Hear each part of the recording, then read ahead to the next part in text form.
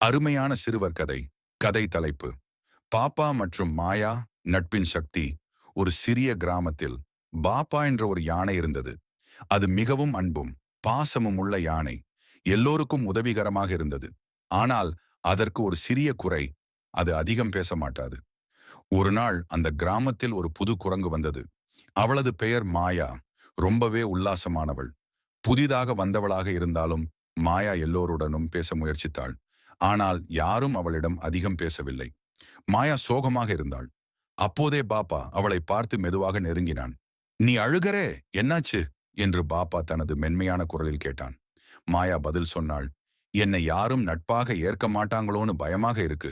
பாப்பா சிரித்தபடி கூறினான், "நான் உன்னோட நண்பன் ஆகணும்."